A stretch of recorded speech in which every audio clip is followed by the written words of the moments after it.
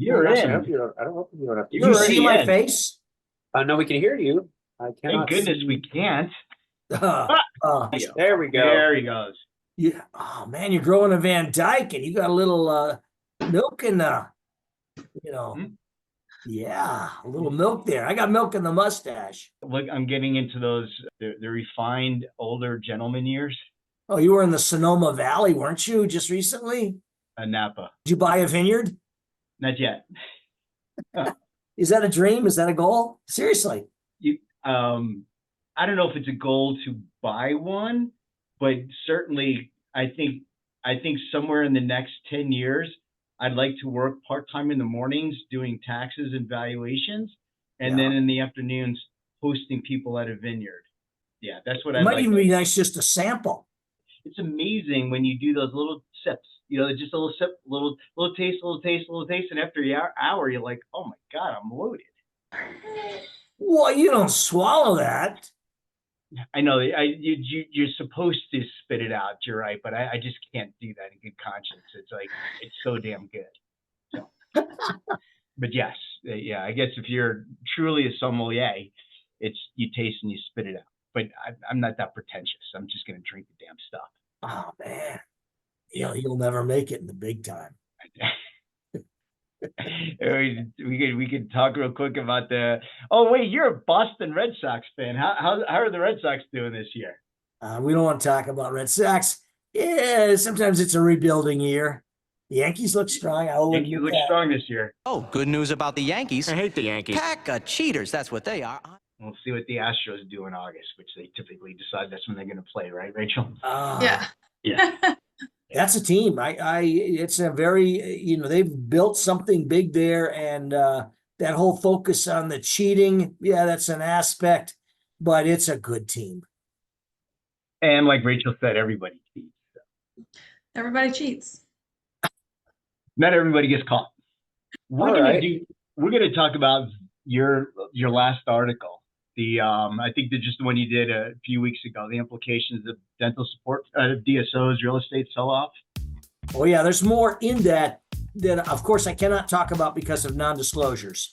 Welcome back to Getting Down to Business. On this episode, we have a very special guest, Michael Davis, DDS, who is going to be sharing with us some key insights from his most recent article that was published on LinkedIn. The name of the article is Implications of Dental Support Organizations, Real Estate Sell-Off. Now, Michael is a successful dental practitioner in the Santa Fe, New Mexico area, as well as a prolific writer. So we are very excited to have him on the show today. So let's get on down to business. Michael Davis, if you would, just please give us a brief introduction of who you are and how you came to become in the dental world. I'm in general practitioner in Santa Fe, New Mexico. I've been in a lot of fields of dentistry. I mean, I've worked for people. I've been an associate. I've done prison dentistry. I've worked in public health. I've worked locum tenens. And what continuously drove me back, and it drove me back to private practice, was I couldn't stand the unethical actions in so many of these clinical settings. They really, bothered me at my core. And I that's what drove me to private practice and kept me in private practice. There's things that relate to the doctor-patient relationship, which if we can look beyond ethics and go into law. And the patient in that contract, the doctor has exclusive knowledge because of their expert training, skills, abilities that no patient could ever have. There's a contract between the doctor and the patient that the doctor must always act in the best interest of the patient. When a third party intercedes into that contract, and it's usually a tacit injection of themselves into that contract, a patient does not know, and that the doctor's advice, decision, guidance is tainted by this third party. And it's sometimes very subtle, and sometimes it's smack dab in your face. And I do not like it whatsoever. I've seen it in employment contracts what you have to know too is that I do a fair amount of consulting with law firms. I do a fair amount of expert legal witness. So I'm privy to certain documents which I cannot disclose. But I will tell you flat out, in certain employment contracts, you've got doctors working under production quotas. They got to make that number every month, or there's consequences, and that doctor's not going to like those consequences. You've got situations where all work is confined to that practice. The doctor cannot refer out to a specialist without the permission of an office manager who may or may not even have a high school education. The patient does not know that they're being short shrifted, and it's common now. It's very, very unfortunate. Young docs coming right out of school have no clue as to what they're up against. Their faculty isn't telling them. There was a situation in Colorado, University of Colorado, a number of years ago, where it was not a DSO, but let's just say a franchise operation. I will not mention the name, but they brought legal action against 4 or 5 of University of Colorado dental professors. Professors were basically telling the students the truth. And the dental corporation came down hard on them with lawsuits, and then also in the public domain. And you did say it, and because I was like, if you didn't, I wanted to make sure it was clear that you are also an expert witness as well as a prolific writer. I mean, I do a lot of consulting as well, and it's the advantage with that is when I do the consulting, they don't need to name me to the opposing counsel. So let's start with, this is an article that you had published on April 28th. I did see it in my email. I'm honored to be on your email list, but you also, I think it was published on LinkedIn. Was it in any other publications, or is this just you getting your information out? It's number one, it's getting my information out without being stepped on. Okay. Unfortunately, now I can get that into online dental blogs. Certainly, Howard Ferran's outfit, Dental Town, as well as Bob D's got Dentistry in General. Okay. These people are advocates for dentists. Sure. So yeah. I can easily get on those forums. However, in what I'm going to call the lamestream dental media, it's much harder. Right. Why? Advertisers. Right. And those advertisers are corporate dentistry and the insurance industry. Yeah, it's like CNN and Pfizer. They can't say anything bad about Pfizer. They cannot. Pfizer's their number one advertiser. That's right. And we should be examining big pharma. That's something the American people should get information on. We can probably attach the article again to what we send out, at least on LinkedIn, so it could get a little bit more traction. But the name of the article is Implications of Dental Support Organizations Real Estate Sell-Off. Right. And it was a very interesting article that you started with. And I'd like to talk a little bit about what you're seeing from the industry today in terms of, as we talk about where interest rates are today, as opposed to where they were just 24 months ago. A lot of these companies have maturities in the very near term. Yeah. And they've got to refi these bonds. They do not have cash in hand to pay these things off. Right. So they're going to be kind of pinched. We're going to see consolidation into the industry, especially in I'm going to call the midsection of the industry. We're going to see a lot of like bigger companies. We just recently saw Walmart dump Walmart Health. That's national closure. 51 dental clinics closed. They had plans to open at least this year, at least over 20 something more. That's what I would call a mid-sized DSO or dental support organization. It's not one of the bigger ones, but some of the bigger ones are up to their eyeballs in debt as well. So over the next 18 months, if we don't see interest rates coming down, and I don't see anything in the short term that's going to bring down interest rates, I don't think she's a particularly bright woman, Janet Yellen. And I don't. I'll say that flat out. When she's saying things like, I don't think government spending is an impact on inflation.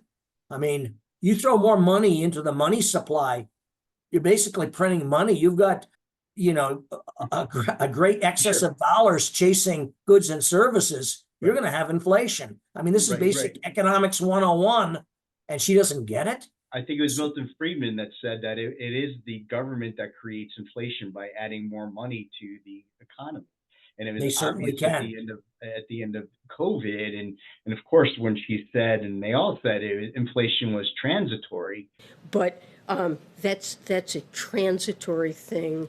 Oh, that I guess just. we needed to pull out a dictionary to define what transitory is. I guess You needed a whole new staff in Washington. So back to the issue at hand here. If Walmart's leaving the market and there's maybe other mid-sized DSOs, is that going to mean the Aspens and the Heartlands get bigger? And then what happens at the lower end? We haven't seen a lot. I'm going to say the top 10. Like I said, I think 2 of the top 10, and I won't say who.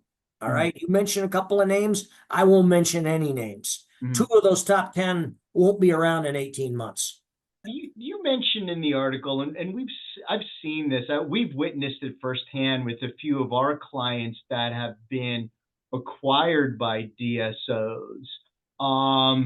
It hasn't ended well for the handful that we've seen gone that route. Everybody said that you would try to screw me. Yeah. That you'd done it to every one of your partners. But I defended you. I said, nah. We're certainly proponents of a private practice going to the hands of another private practitioner. But we see what happens when a private practice sells to a DSO. And within the year of one, the doc quit. He said, I just cannot work for an organization, as you've alluded to, and well, you said directly, is no longer directly concerned about patient care. It's more about numbers. And we saw that with another client of ours who was acquired by a DSO, and that DSO went bankrupt.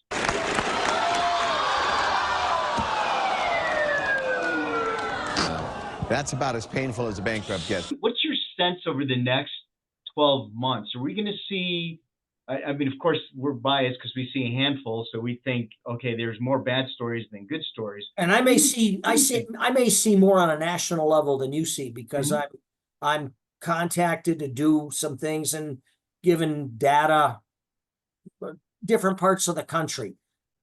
We got to be fair to, the private equity people, to the point where they have a fiduciary responsibility, an outright obligation to generate maximal ROI, return on investment, for their shareholders.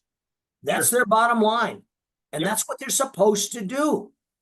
That's not the responsibility of a doctor. So the conflict of interest is just so stark. In my estimation, private equity should not be in any aspect of healthcare. Medicine is certainly fighting back against this, but it may be too late for them.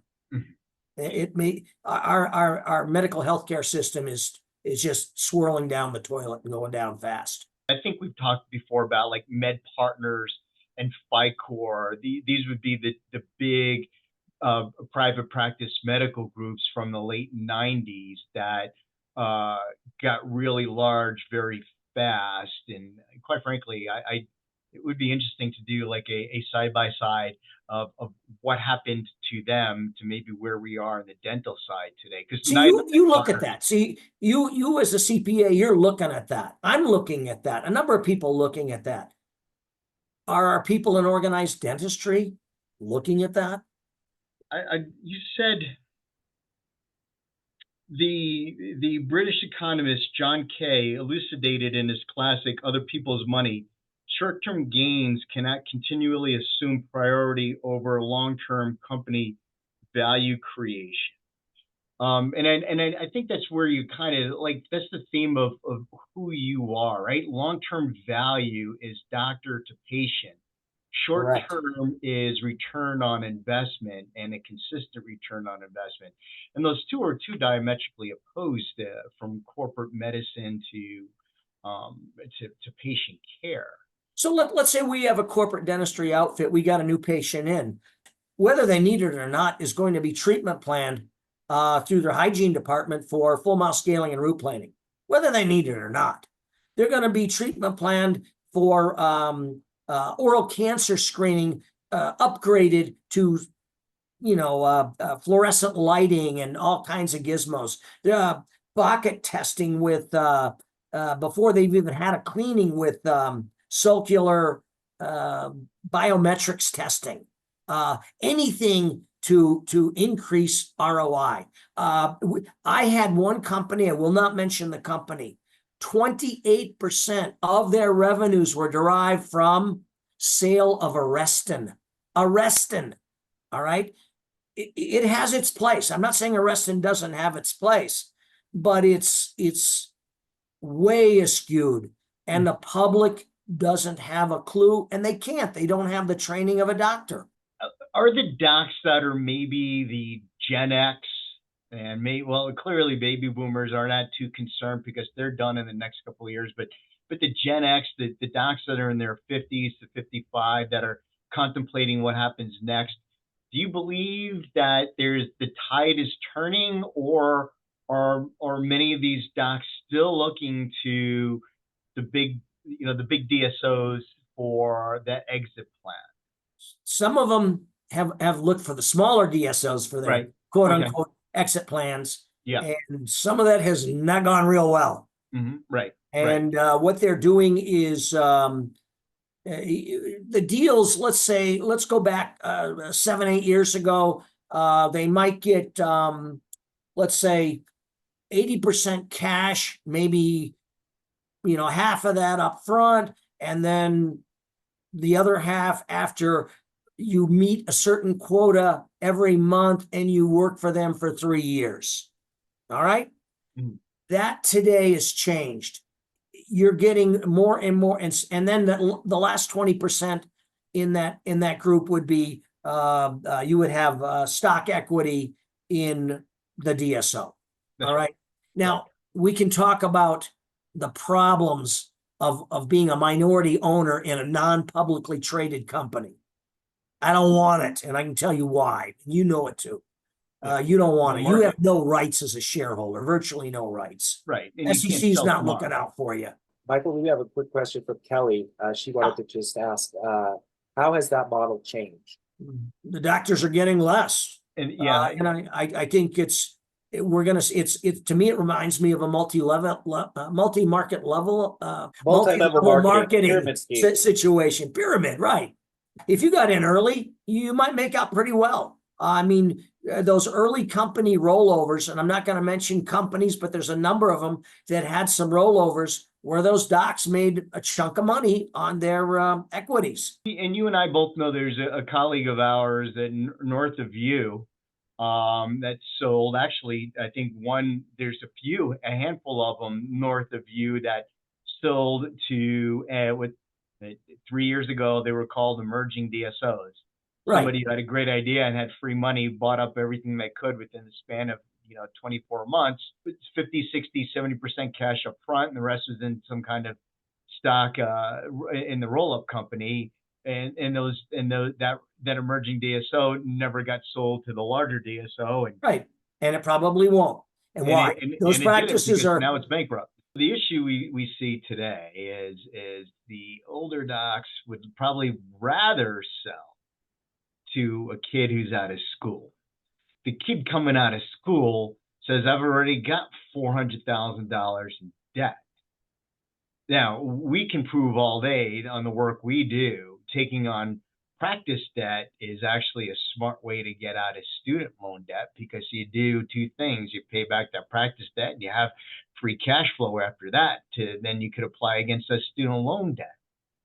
But the problem is these kids are, coming out of school, and it's really hard today to think about becoming, you've got two things to do today. Well, you've always had two things you had to do, but years ago you didn't have a choice. You actually just had to go work in a private practice. Today, and you refine your skills as a clinician, and then you also built skills as an entrepreneur or a business owner.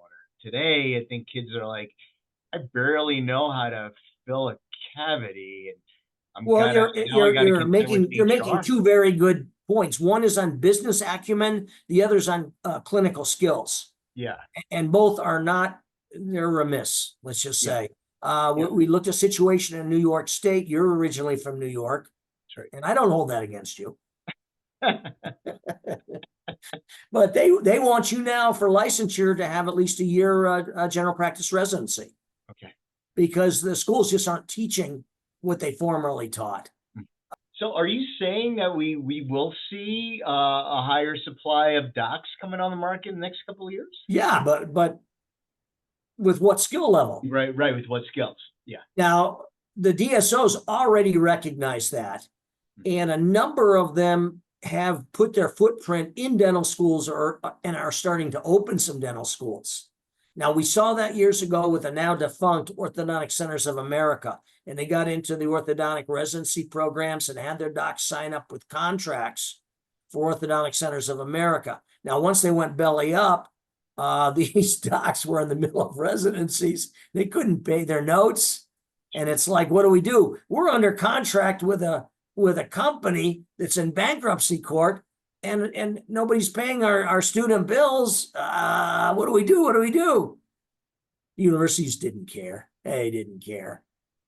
So, I mean, I guess what's going to happen, these kids coming out of school are really courted by the big organized institutions, the big DSOs that have a national presence or an administrative structure that can recruit, as opposed to you on the corner doc who needs an associate, and it's not like you can get to 7 schools and promote, the greatness of Santa Fe in private practice.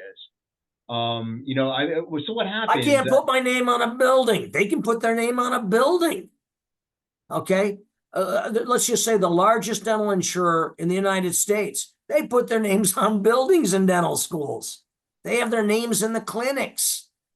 They have a constant, continual presence, both the insurance industry as well as the DSO industry. Yeah. The market in some degree is kind of serves a purpose here and solves a problem. Kids coming out of school that are not clinically proficient and know nothing about running a small business can just do practice dentistry and refine their skills. Fine, right? I mean, it comes with some significant implications as you've discussed here. But I guess what happens after 3, 4, 5 years, people are like, there's got to be a better way than working for the man.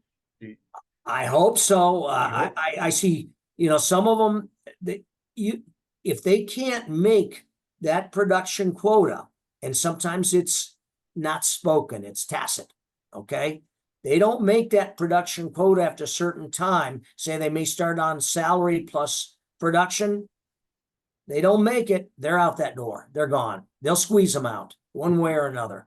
I actually had a question. It's going to sound like a 2-year-old asking college professor here, but my question is: you talked about some large companies that are shutting down their medical programs because they're in debt. My question is, if they're so, focused on numbers and everything, how are these huge companies in debt? That's the game. That's how private equity works. They leverage a small amount of assets, and they basically build a company with other people's money, with borrowed money, lots of borrowed money. And that borrowed money is not what we call investment grade. It is not like pick a company. Treasury bills. Right. It's not a treasury bill. It's not a grade AAA security, grade AA security. These are B minus grade securities. These are low level securities, which are just floating with lots of debt, and the ability to actually pay off that money in a timely manner. There's doubt, there's risk, significant risk. And those bonds are rated by Moody's. There's other investment services that will rate it. Then there's other services which will give investors insights into those companies. And I can't publish what they say. That's proprietary information that they sell to subscribers. And for me to publish what they say would be highly inappropriate.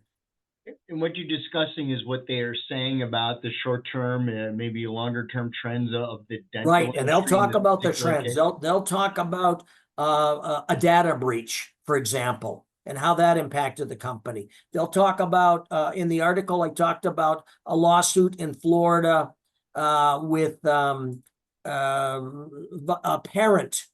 This was settled with the Florida AG's office, and a parent violation to their communication and patient privacy laws. They're specific to the state of Florida. And basically they were allegedly soliciting clients via emails for their dental practice. And that allegedly violated Florida state laws. Yeah, I mean, I think within the immediacy of the next 12 to 18 months, as a lot of these bonds reset at higher rates now because rates have gone up. Right. And now when you go back out to the market, the risk on top of that is going to be substantial. The margin. And what happens with a default? And what's going to happen? We can talk about what happens what happens when a default occurs. That's a scenario. And that's going to happen. We're going to see that. And I was going to ask, have you seen it as of late? I mean, you talked about Benevis in the article, and that one occurred. I think they went bankrupt maybe the 12 months after COVID. I don't remember the correct.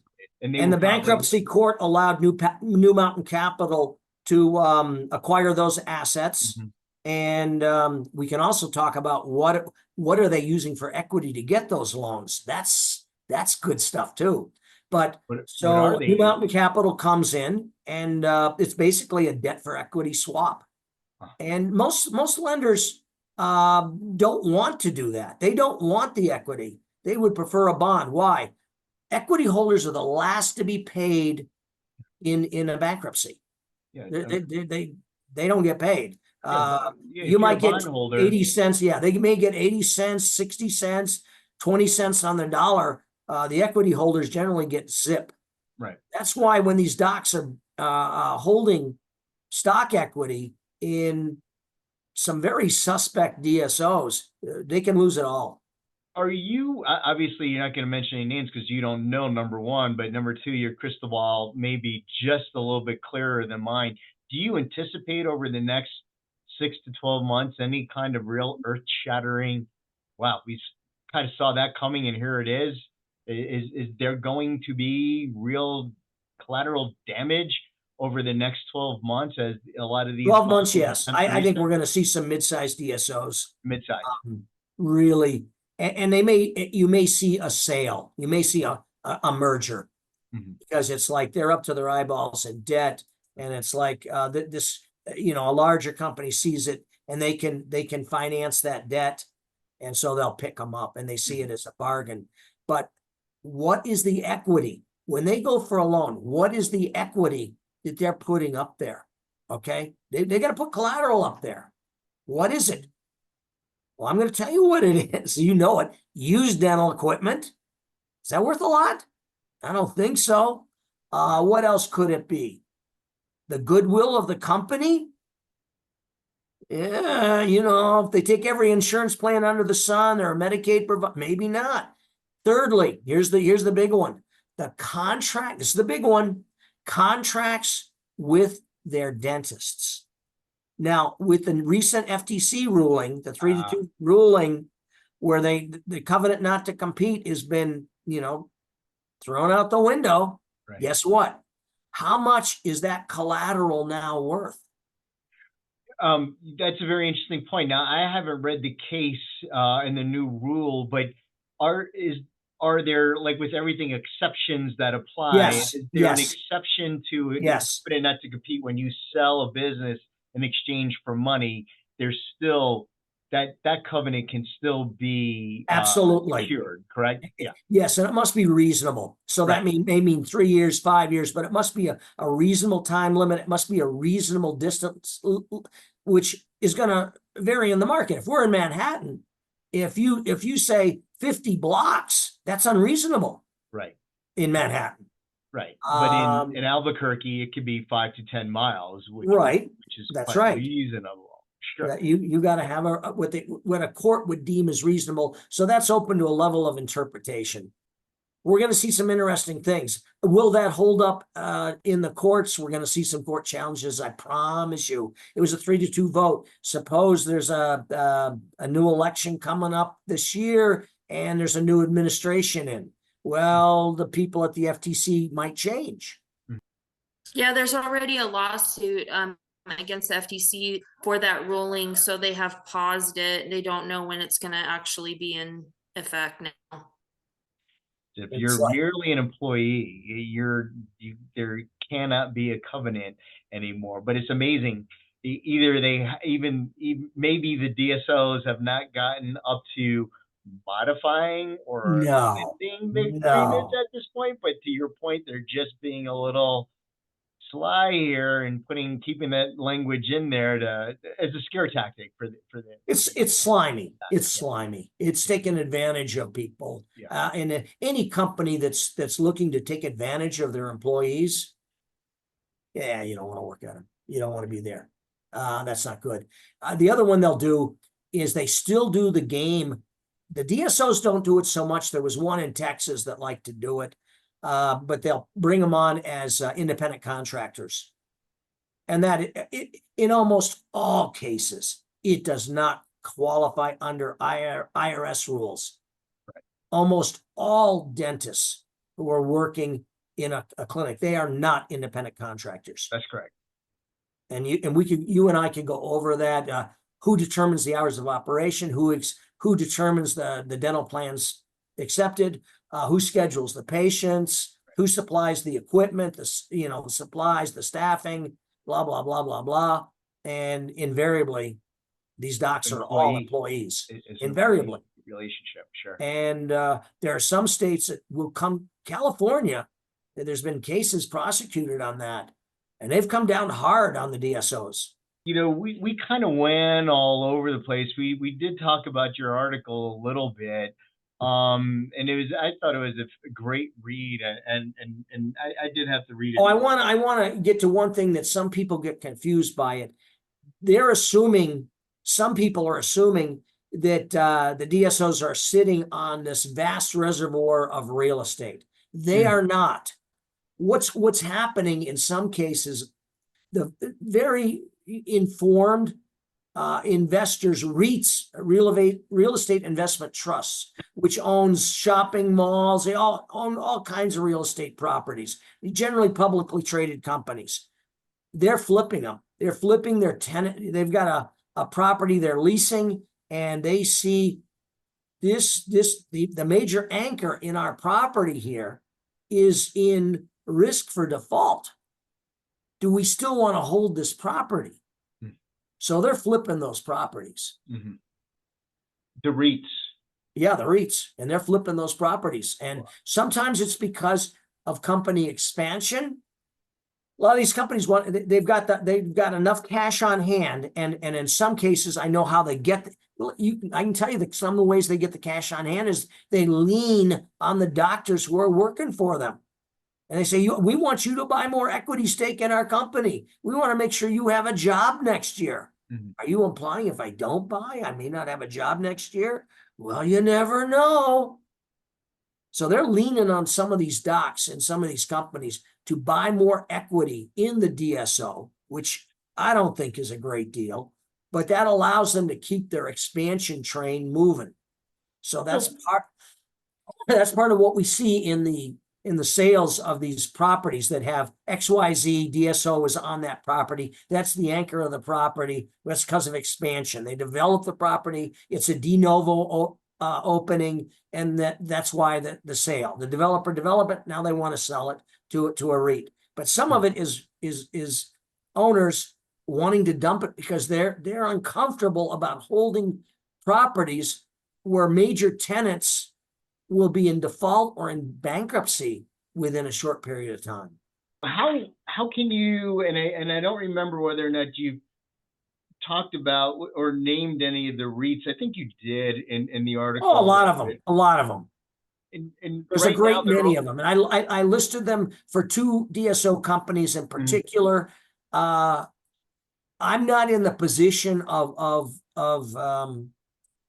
doing a deep dive in that. I don't have those details, but let's just say the accountants, the CPAs that are working, and the attorneys that are working for the REITs can do a deep dive. They can see, you know, if let's say a property is offered, gee, let's see, is that DSO? Let's look at the bond market. Let's see if this is somebody that we want to purchase this property. Oh, it's a great deal. It's a 10-year lease. It's a net lease, 10 years. Well, you may not be around in 3 years. You may not be around in 18 months.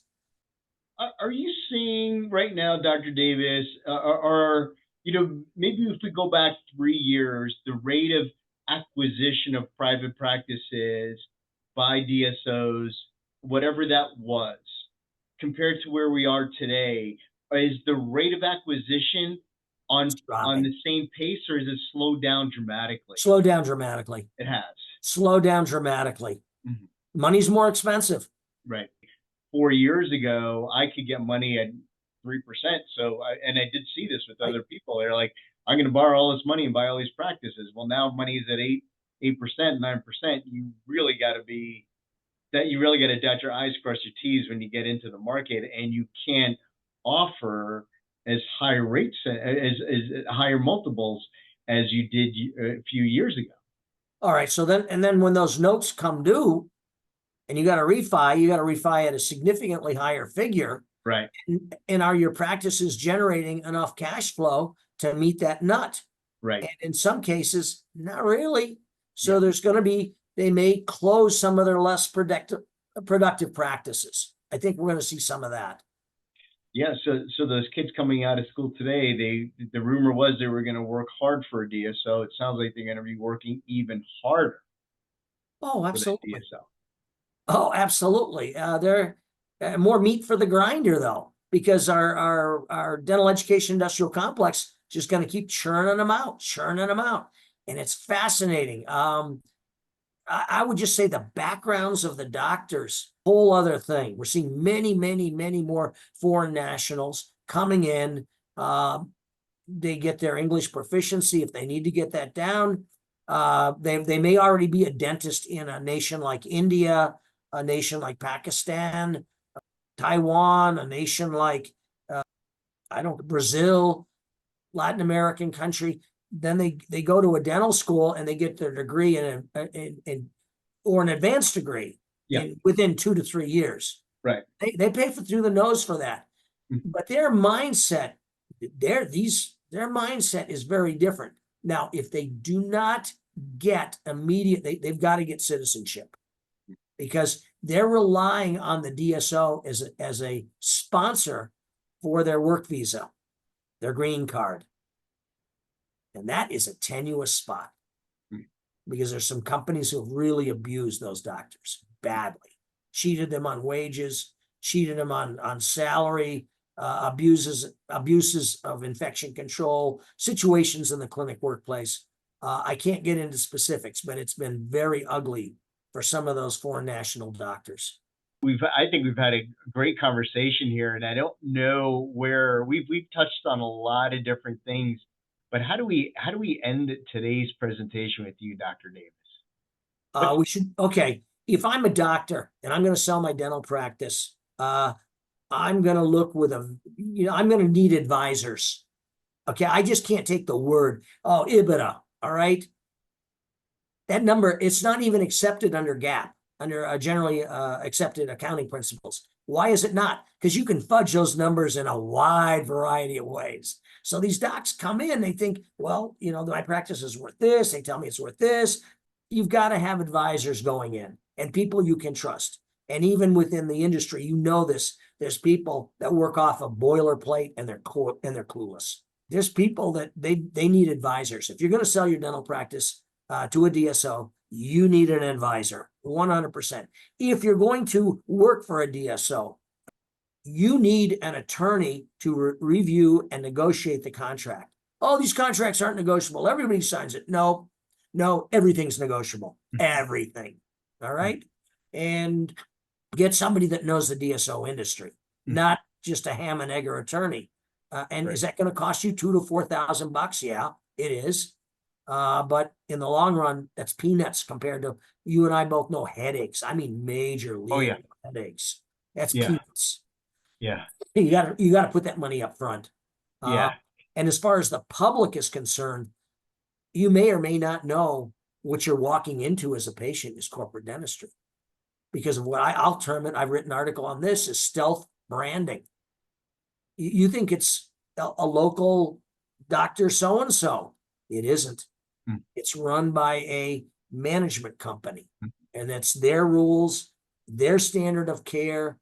Oh, we let our doctors have full autonomy. Yeah, some cases they do, if they're bringing in enough money. Otherwise, no, they don't. Yeah.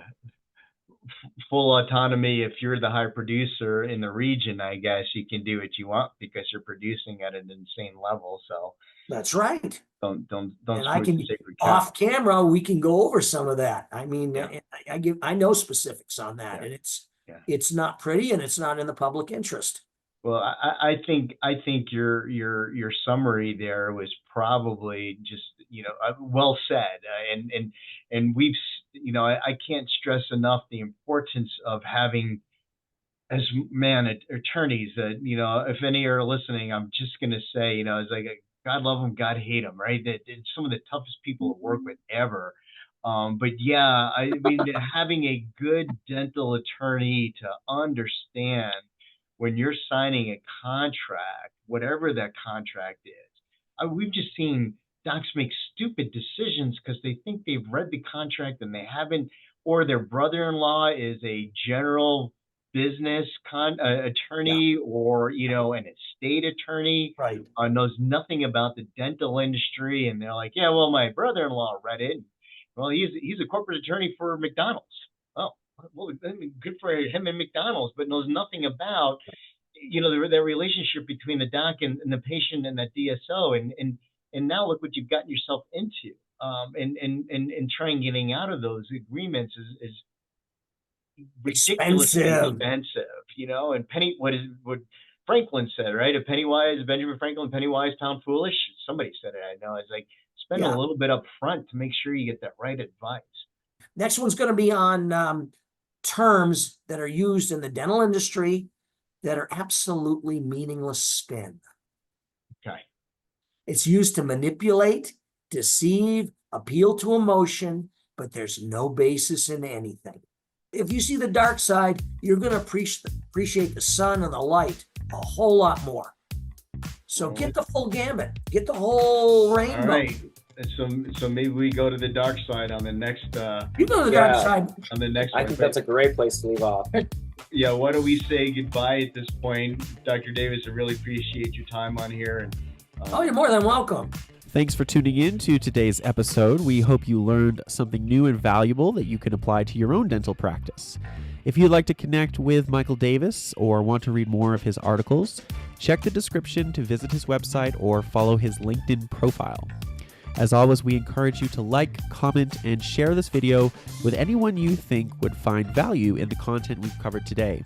Don't forget to subscribe to our channel and click that notification bell so you never miss an episode. We'll see you next time on Getting Down to Business. Take care.